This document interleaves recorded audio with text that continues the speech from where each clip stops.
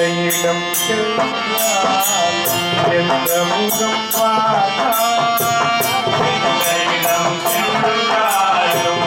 எந்த முகம் பார்த்தாலும் எந்தனுக்கு தெரிவது உங்கள் முகமே எந்தனுக்கு தெரிவது உங்கள் முகமே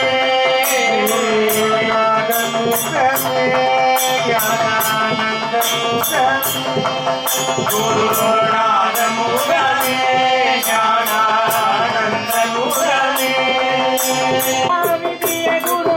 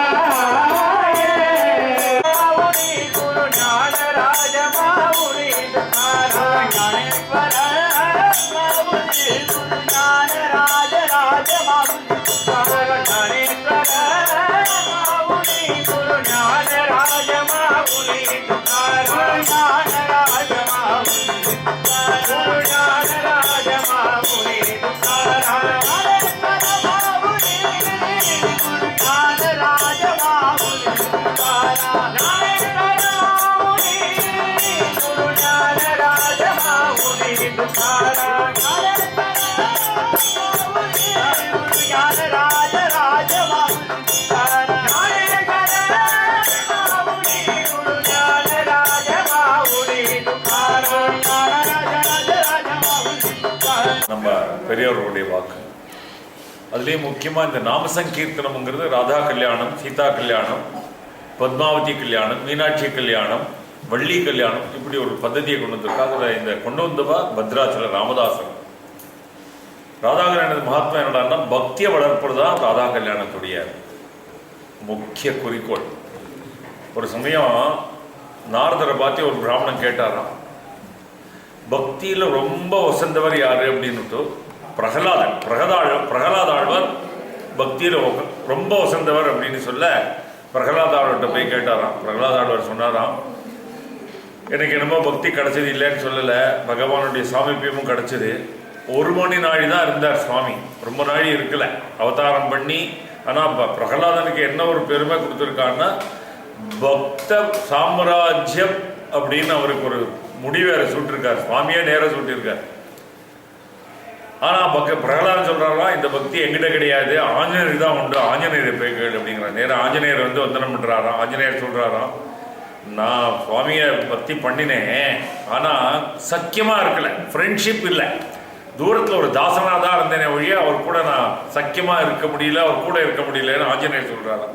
இப்போ வேற யார் பக்தர் அப்படின்னா உத்தவர் அப்படிங்கிறார். நேராக உத்தவரை போய் கேட்குறார் இந்த பிராமணர், பக்தியில் நீங்கள் தானே வசந்தவா அப்படின்னு சொல்கிறாளே அப்படின்னு. உத்தவர் சொன்னாராம், நான் சுவாமியோட கிருஷ்ணன் கூட சக்கியமாகவும் இருந்தேன், அவனோட எல்லாத்தையும் பழகினேன், ஆனால் இந்த கோபிகா ஸ்திரீகளுக்கு இருக்கக்கூடிய பக்தி எங்கிட்ட கிடையாது அப்படின்னா. அப்போ நேராக கோபிகா ஸ்திரீகள்கிட்ட போய் இந்த பிராமணர் கேட்க அவா சொன்னாலாம், நாங்கள் இல்லை பக்தியில் வசந்தவா, ராதா தான் இந்த பக்தியில் வசந்தவா அப்படின்னு சொல்ல அப்போ ராதையை தேடின்னு போனோன்னு வா நேர துவாரகைக்கு வரா. துவாரகையில் வந்தாக்கா அங்கே கிருஷ்ணர் இல்லை. எங்கே போயிருக்கான்னு கேட்டால் அவள் அத்தை வீட்டுக்கு போயிருக்கா அப்படிங்கிறான். எங்கே இருக்கா அவள் அத்தை வீடுன்னா பூரி ஜெகநாத் கஷேத்திரத்தில் குண்டீச்சா அப்படின்னு ஒரு அம்பாள், அந்த கோவில் தான் கிருஷ்ணனுடைய அத்தை வீடு. ஆகுது அங்கே இருக்கான்னு சொல்ல இவள் எல்லாருமே அங்கே நேரம் கிளம்புறா.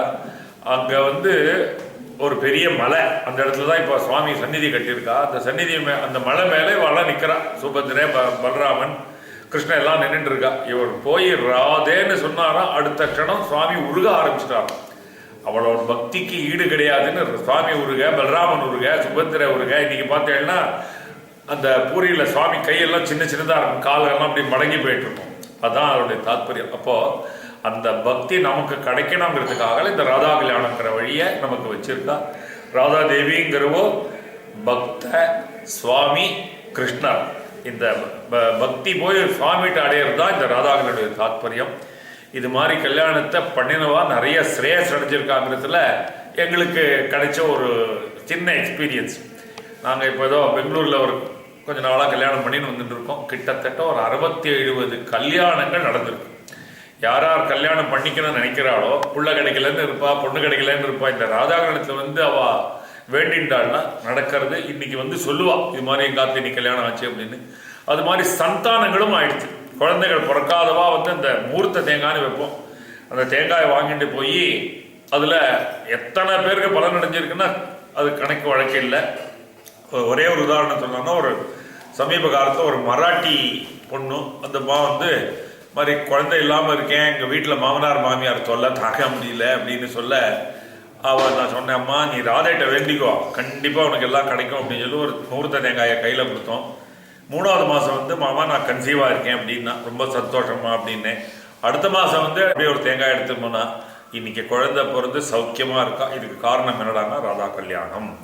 இது இங்கே மாத்திரம் இல்லை, எல்லா இந்தியாவில் எவ்வளோ இது இருக்கோ அத்தனை இடத்துலையும் ராதாக்கள் நடக்கிறது. இதை பிரச்சாரம் பண்ணவா பிரம்மஸ்ரீ கோபாலகிருஷ்ண பாகவதர், ஹரிதாஸ்ரீகிரி சுவாமிகள், இப்படி பல மகான்கள் க்ஷேத்ராடனம் பண்ணி அங்கங்கே இந்த ராதாகல்யாணம் பண்ணி நடத்தின்னு வந்துருக்கா. இன்னைக்கு எல்லாரும் க்ஷேமமாக இருக்கிறதுக்கு காரணம் ராதா கல்யாணம். ராதே கிருஷ்ணா.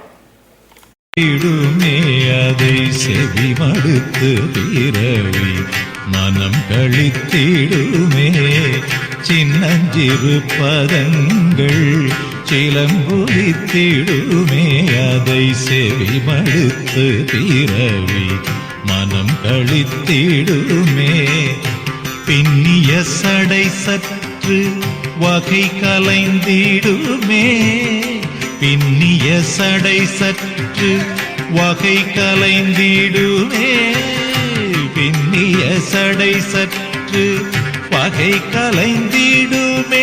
மயில் பீலிய சைந்து நிலை கலைந்திடுமே. பின்னிய சடை சற்று வகை கலைந்திடுமே. மயில் பீலிய சைந்து நிலை கலைந்திடுமே.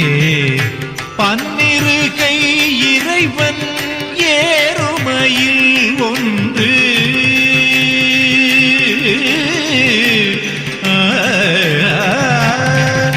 பன்னிருகை இறைவன் ஏறுமையில் ஒன்று பசுந்தோகை விரித்தாடி பரிசளித்திடுமே.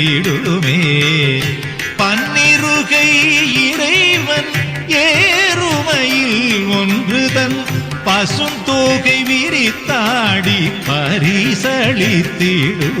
குழல் பாடி வரும் அழகா உனை காண வரும் அடியாரெவராயினும் பாடி வரும் அழகா உனை காண வரும் அடியாரெவராயினும் கனகமணி அசையும் உனது திருநடனம் கண்பட்டு போனால் மனம் புண்பட்டு போகுமே. ஆடாது அசங்காது வா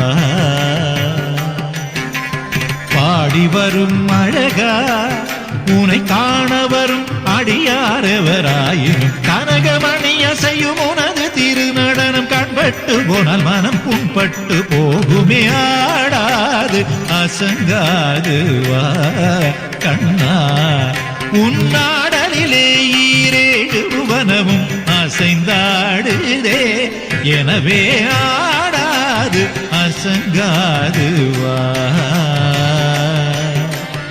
கண்ணா கண்ணா கண்ணா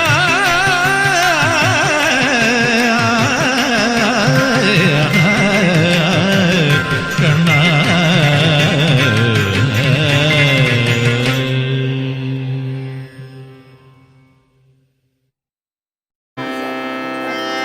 கருணையின் கடலினை கற்பக தருவினை கருணையின் கடலினை கற்பக தருவினை கருணையின் கடலினை கற்பக தருவினை கருணையின் கடலினை கற்பக தருவினை கண்டே கண்டே காஞ்சி மாநகரிலே கண்டே கண்டே காஞ்சி மாநகரிலே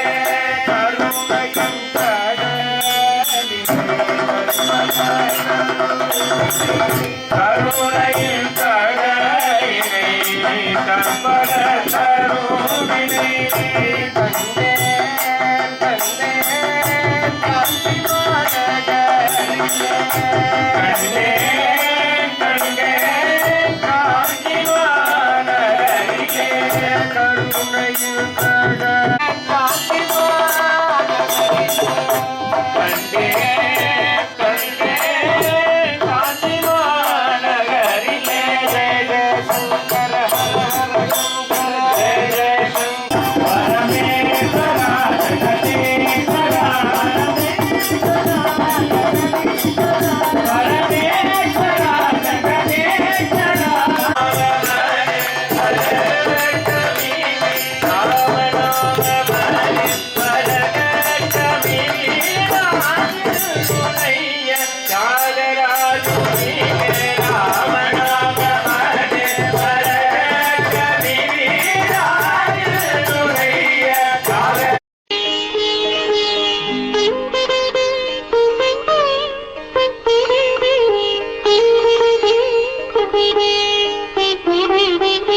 கேட்டதும் கொடுப்பவனே கிருஷ்ணா கிருஷ்ணா கீதையின் நாயகனே கிருஷ்ணா கிருஷ்ணா கேட்டதும் கொடுப்பவனே கிருஷ்ணா கிருஷ்ணா கீதையின் நாயகனே கிருஷ்ணா கிருஷ்ணா ஏற்றிய தீபத்திலே கிருஷ்ணா கிருஷ்ணா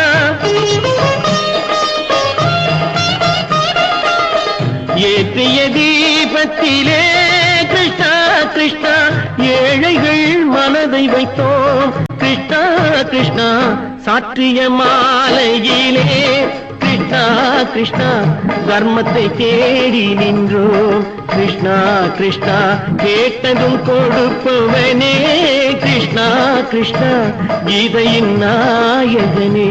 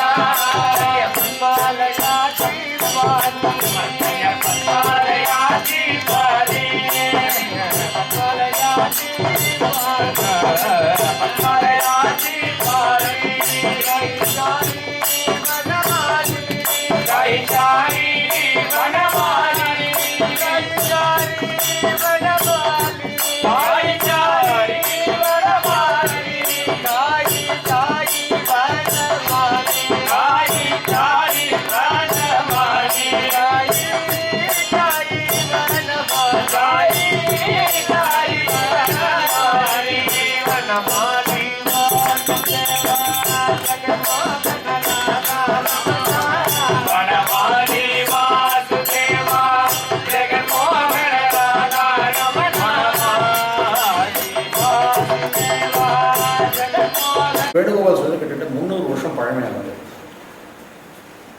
விஷயம் தெரிஞ்சு இது வந்து அப்பப்போ கும்பாபிஷேகம் எல்லாம் அழகாக பண்ணிட்டுருக்காங்க.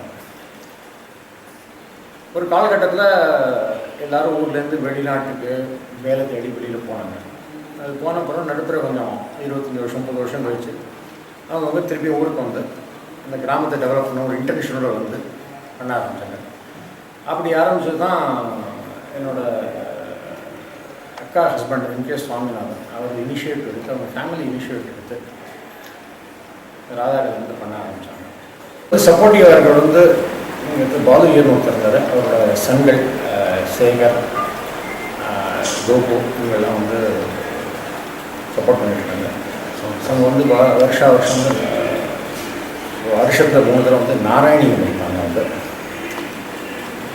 ராதா கல்யாணம் வந்து ஒரு 5 வருஷம் முன்னாடி ஆரம்பிக்கலாமே ஆரம்பித்தோம்.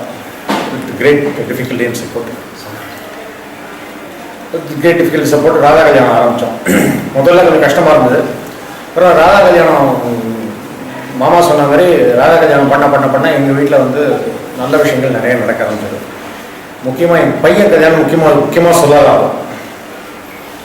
அது மாதிரி இந்த ஊரில் வந்து நான் எங்கெங்கே யாராவது வேண்டிக்கிறேனோ அத்தனையும் நல்லபடியாக நடக்க ஆரம்பிச்சது. இது ஒரு பெரிய விஷயங்கள். இன்னும் கரெக்டாக சொல்ல போனாக்கா என்னோடய ஃப்ரெண்டு ஒருத்தர் வந்து ஆர்பிஐயில் ரொம்ப கிரேட் டிஃபிகல்ட்டாக இருந்தார். அவருக்கு வந்து ப்ரொமோஷன் ஆகாமல் ஒரு பையனுக்கு கல்யாணம் ஆகாமல் ரொம்ப அவசரப்பட்டுருந்தார். ஒரு தடவை வந்து திரவியமாக ஹெல்ப் பண்ணார். எனக்கு கிட்டத்தட்ட ஒரு 5000 ரூபா ஹெல்ப் பண்ணார். அவங்க வந்து வெல் செட்டில்டு, இன்றைக்கி அழகாக செட்டில் ஆகி அவங்க வந்து கேரளா போய் செட்டில் ஆகிட்டாங்க. எல்லோரும் வந்து பையன் பொண்ணெல்லாம் அமெரிக்காவில் போய் அழகாக செட்டில் ஆகிட்டாங்க. இது வந்து இந்த ட்ரெடிஷன் வந்து ஒவ்வொரு வருஷமும் பண்ணிகிட்ருக்கோம். ஒவ்வொரு வருஷமும் கொஞ்சம் கூட்டம் நிறையா. இந்த வருஷம் பார்த்தோன்னாக்க சங்கராட்டி வந்ததுனால நிறையாவே நல்ல வெரி குட் ரெஸ்பான்ஸ். இது மாதிரி ரெஸ்பான்ஸ் நான் பார்த்ததில்லை. மாமாவை தான் நான் மூர்த்தி மாமாவை தான் நான் எதிர்பார்க்கவே இல்லை. அவ்வளோ அழகா போன வருஷம் கூட அவ்வளோ எதிர்பார்க்கல. இந்த வருஷம் வந்து எல்லாருமே வந்திருக்காங்க. இதெல்லாம் அவங்கெல்லாம் வந்து நான் எதிர்பார்க்காத விஷயங்கள். திரவியம்ங்கிறது இந்த வருஷம் வந்து யூஸ்வலாக நாங்கள் போட்டு ஒரு 4-5 ஃபேமிலி போட்டு பண்ணிவிடுவோம். இந்த வருஷம் அன்எக்ஸ்பெக்டட் குவார்ட்டர்ஸ்லேருந்து பேச வராங்க. அதெல்லாம் ஒரு அடுத்த தலைமுறைக்கு வந்து அவங்களுக்கு எப்படி தோணுங்கிறது பர்பஸ் என்னென்னா இந்த அடுத்த தலைமுறை எப்படி அழகாக கொண்டு போகணும்.